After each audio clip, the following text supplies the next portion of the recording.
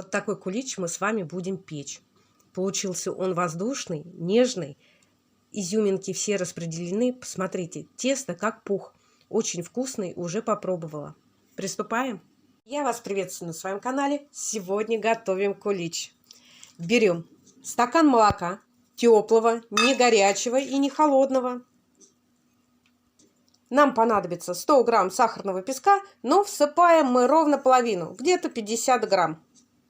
На наше количество понадобится 5 грамм сухих дрожжей. Это 2 чайных ложки. Сюда же мы добавляем щепотка соли. Если ванильный сахар, чайную ложку. Если чистый ваниль, на кончике ложки. Сюда добавляем стакан муки. Муку обязательно просеиваем. Перемешиваем. У нас с вами получилось вот такое жидкое тесто. Мы ее оставляем закрытую под пленкой или полотенцем в теплом месте. Нужно, чтобы оно подошло.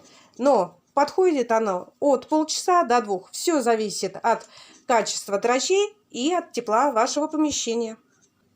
А пару убираем в сторону и займемся добавками. Я буду использовать изюм и цукаты. Цукаты у меня мелкий помол, они не крупные. Если будут крупные, то лучше их также замочить, как и изюм. Теплой водой мы заливаем и оставляем. Замоченный изюм в выпечке будет очень мягкий и вкусный. Беру 3 яйца, высыпаю оставшийся сахар и взбиваем. Я решила кулич сделать с глазурью. Мне нужны белки. Поэтому у меня остались желтки. Я их решила добавить сюда в тесто. Добавляем сливочное масло. Оно у меня слегка растопленное. Добавляю немножко куркумы. Это придаст желтоватый цвет. Посмотрите, наша опара вся заиграла, вся пенится, увеличилась в размере. И теперь мы ее перекладываем в общую массу. Добавляем еще 2 стакана муки, но постепенно. Добавили стакан, перемешали, еще добавили.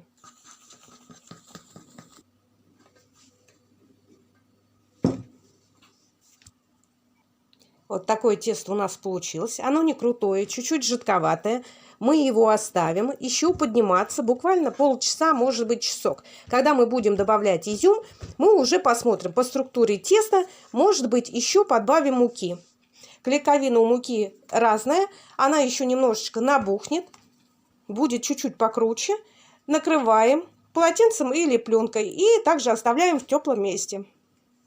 Наш изюм достаточно набух, сильно мягкий, его не надо размачивать. Мы теперь его через ситечко и положим на какую-нибудь ткань или оставим в ситечке, чтобы он немножечко подсох. Вот мое тесто, оно под полотенчиком и под пленкой. Вот так оно поднялось. Смотрите, оно желтенькое, красивенькое получилось. Изюм смешала с цукатами и добавляю столовую ложку крахмала или муки. Это для того, когда у вас будет выпекаться выпечка, чтобы изюм у нас не оседал, чтобы он был распределен равномерно. Можно добавить еще немножечко. Хуже мы не сделаем. И теперь добавки высыпаем в тесто и все хорошо вымешиваем. Чтобы тесто не прилипало, руки можно смочить с растительным маслом. Потом посыпаем на стол, где вы будете хорошо вымешивать, мукой и вымешиваем. Вот тесто немножечко, видите, оно липнет к рукам. Можно немножко добавить муки.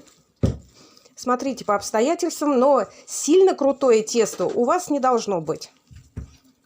Вот такие стаканчики под кулич продаются в магазине. Здесь диаметр 12, высота 9. На такую форму идет примерно 350-400 грамм теста. Я буду делать по весам. Ориентироваться, сколько у меня теста, столько у меня будет и куличей. Получилось 3 формы. Примерно 380 грамм. Заполняем 1/2, 1/3.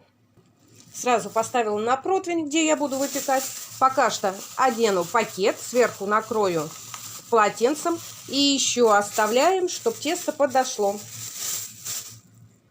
Весь процесс занимает часов 5. Вот и решайте, готовить сами или купить покупной.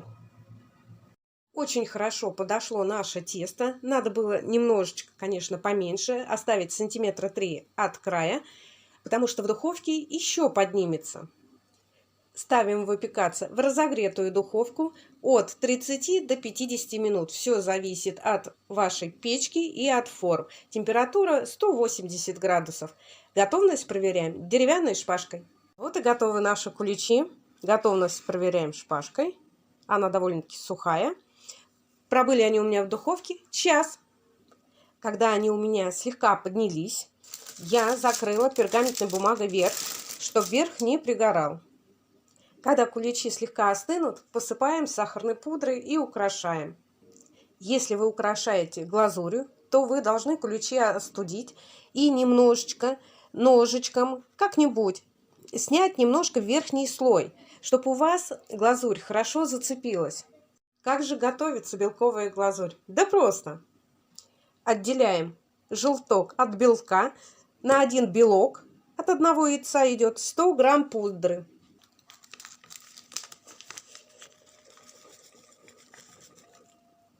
Добавляем чайную ложку сока лимона. Вместо сахарной пудры можно использовать сахар. Пропорции те же. Посмотрите, вот такая у нас глазурь получилась. Но в приготовлении вы сначала можете взбить белок, потом постепенно добавить пудру просеянную и в конце добавить лимонную кислоту или сок. Но я добавила все вместе, я всегда так делаю, и все отлично получается. Мы должны на холодные куличи покрыть поверхность. Это удобнее делать или лопаточкой, или кондитерским мешком, если вы будете наводить красоту. Но все это делается быстро, потому что глазурь очень быстро засыхает. Посмотрите, у меня еще осталось. Я делала на 2 белка и на 200 грамм пудры. Я немного отклонилась от традиций, сделала вот такой красивый верх. И пока у нас еще ничего не засохло, посыпаем, украшаем, потому что потом будет это делать сложно. Я забыла снять процесс, как я зачищаю верх. Если вы будете глазурь наносить на горячий кулич, глазурь может у вас потечь. Это белковая глазурь, белковый крем и гоголь-моголь. Если вы в этот белковый крем добавите желатин, у вас получится зефир. И также это основа для безе. Когда мы начинаем взбивать, сначала маленькая скорость, потом мы увеличиваем, и под конец мы включаем большую скорость, у нас взбивается это все быстро, примерно 5 минут. Белки должны быть охлажденные. Можно добавить ароматизаторы, ванилин. Посмотрите на само тесто, желтенькое, красивое.